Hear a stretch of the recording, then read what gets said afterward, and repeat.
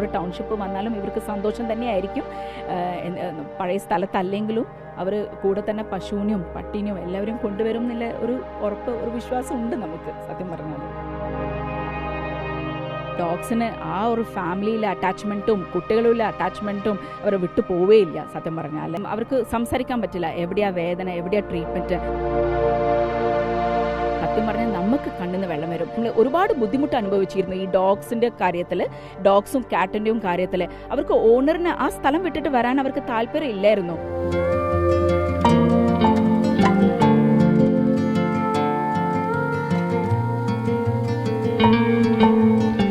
മനുഷ്യരെ എങ്ങനെയാണോ വയനാട് ചൂരൽമലയിലുള്ള ദുരന്തം ബാധിച്ചത്, അതുപോലെ തന്നെയായിരുന്നു മിണ്ടാപ്രാണികളായിട്ടുള്ള കന്നുകാലികൾക്കും വളർത്തുമൃഗങ്ങൾക്കുമൊക്കെ ഈ ദുരന്തം വലിയ പ്രയാസങ്ങൾ സൃഷ്ടിച്ചത്.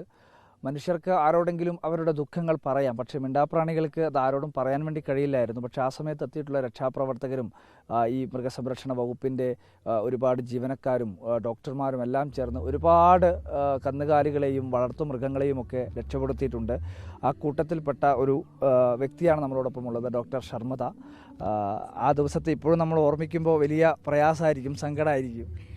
ശരിക്കും ആ ദിവസം ഇപ്പോഴും ഓർക്കുമ്പം, ഇന്നലെ നമുക്ക് ഒരു ടി വിയുടെ ഒരു മീഡിയയിൽ കണ്ടിരുന്നു, സ്ലിപ്പ് ബോക്സിൽ നിന്ന് എടുത്തിട്ട് ഓരോ വീട് അലോട്ട് ചെയ്യുമ്പം അവരെ കണ്ണുനിലെ വെള്ളം. അതുപോലെ തന്നെ നമുക്കും ഭയങ്കര സങ്കടമായിരുന്നു.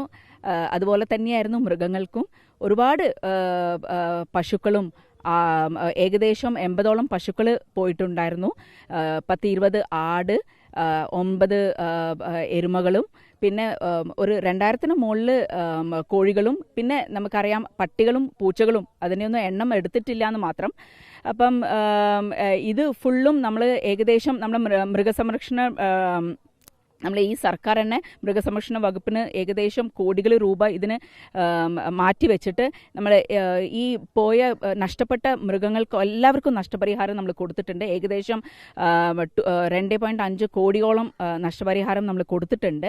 നമ്മളും ആ സമയത്ത് ഒരു കന്നുകാലികൾ അവിടെ ഒരു 3 കുട്ടികൾ അവിടെ ഒറ്റപ്പെട്ടു പോയ സമയത്ത് ഒരു വണ്ടിയിലൊക്കെ കയറ്റി അവരെ ബെയിലി പാലത്തിൻ്റെ അടുത്തേക്ക് എത്തിച്ചൊരു അനുഭവം നമ്മളെ സംബന്ധിച്ചിട്ടുണ്ട്. അപ്പോൾ ആ സമയത്തൊക്കെ സത്യം പറഞ്ഞു കഴിഞ്ഞാൽ നമ്മൾ ആ വാർത്ത കൊടുത്തതിന് തൊട്ട് പിന്നാലെ തന്നെ നമ്മളെ സ്റ്റുഡിയോയിലേക്ക് കണ്ടിന്യൂസ്ലി കോളായിരുന്നു. കാരണം ഈ മനുഷ്യന്മാരുടെ കാര്യത്തിലുള്ള കൺസേൺ പോലെ തന്നെയാണ് ഈ വളർത്തുമൃഗങ്ങളുടെ കാര്യത്തിലും മനുഷ്യർക്ക് എല്ലാവർക്കും, മലയാളികൾ എന്നുള്ള രീതിയിലല്ല, മലയാളത്തിലെ ഒരു ചാനലായതുകൊണ്ട് നമ്മളെ സ്റ്റുഡിയോയിലേക്ക് വിളിച്ചു. ഒരുപക്ഷെ വേറെ ആയിരുന്നെങ്കിൽ അവരെ വിളിക്കുമായിരിക്കും. പക്ഷേ അതൊക്കെ സത്യം പറഞ്ഞു കഴിഞ്ഞാൽ അത്രമാത്രം വേദന. ഈ ഒരു മുഖ്യമന്ത്രി പോലും വാർത്താസമ്മേളനത്തിൽ പറഞ്ഞത് ഈ പറയുന്ന പോലെ അവരുടെ കാര്യത്തിൽ ഒരു പ്രത്യേക കൺസേൺ വേണമെന്നുള്ള രീതിയിലാണ്. ശരിയാണ്. നമ്മൾ മിണ്ടാപ്രാണികളെ നമ്മൾ വളർത്തുമ്പം നമുക്ക് എത്രമാത്രം ഒരു സന്തോഷം കിട്ടുമെന്ന് നമുക്ക് പറഞ്ഞറിയിക്കാൻ പറ്റില്ല. എന്നാൽ അവർക്ക് സംസാരിക്കാൻ പറ്റില്ല, എവിടെയാ വേദന, എവിടെയാ ട്രീറ്റ്മെൻറ്റ്.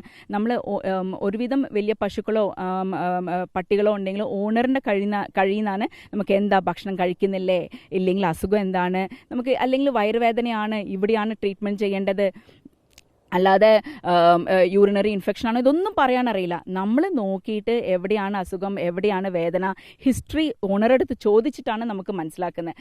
അതേപോലെ തന്നെയാണ് ചൂരൽമലയിലും നമുക്ക് ഇതുപോലെ അവിടുന്ന് ആരുടെ പശുവാണ്, ആരുടെ പട്ടിയാണ്, ആരുടെ ആടാണെന്നൊന്നും നമുക്ക് അറിയില്ലായിരുന്നു.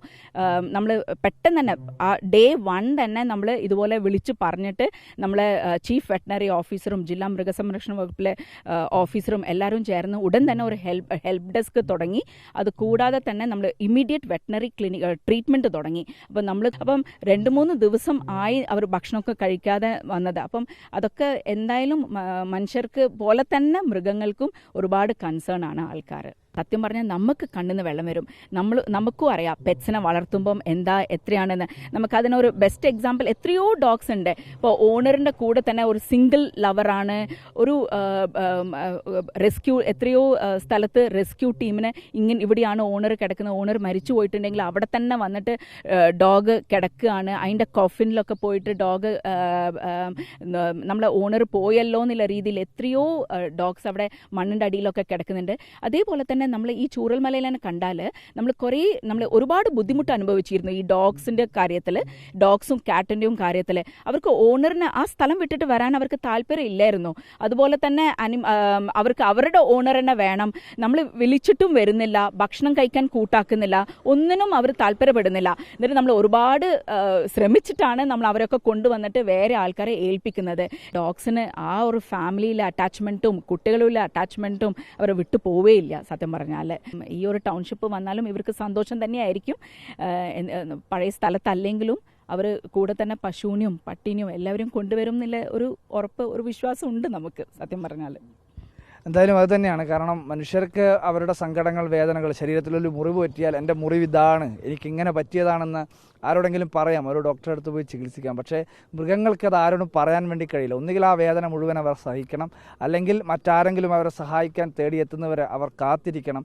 അങ്ങനെ ആരെങ്കിലും എത്തിയാൽ തന്നെ അതെന്താണെന്ന് പറയാനുള്ള ബുദ്ധിമുട്ടും അവർക്കുണ്ടാവും. പക്ഷേ ആ കാര്യങ്ങളെല്ലാം അതിജീവിച്ചുകൊണ്ട് ആ മൃഗങ്ങളെയെല്ലാം വയനാട് ചൂരൽമലയിലും മുണ്ടക്കയിലുമൊക്കെ ഉരുൾപൊട്ടി കുത്തിയൊലിച്ച് ഒരു രാത്രി പുലരുമ്പോഴേക്കും ഒരു നാടില്ലാതായിപ്പോയ ഘട്ടത്തിൽ അവിടെ ഉണ്ടായിരുന്ന മൃഗങ്ങളെയെല്ലാം, ബാക്കിയായ മൃഗങ്ങളെയെല്ലാം വളരെ സുരക്ഷിതമായി മാറ്റാൻ വേണ്ടി മൃഗസംരക്ഷണ വകുപ്പിനും സർക്കാരിനുമൊക്കെ കഴിഞ്ഞിട്ടുണ്ട്.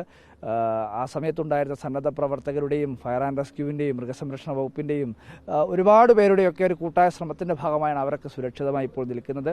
എന്തായാലും മനുഷ്യർക്ക് ഒരു നല്ല കൂരയൊരുങ്ങുമ്പോൾ ആ മൃഗങ്ങളും സുരക്ഷിതമായി ഇരിക്കുന്നു എന്നറിയുന്നതിൽ ഒരുപാട് സന്തോഷമുണ്ട്.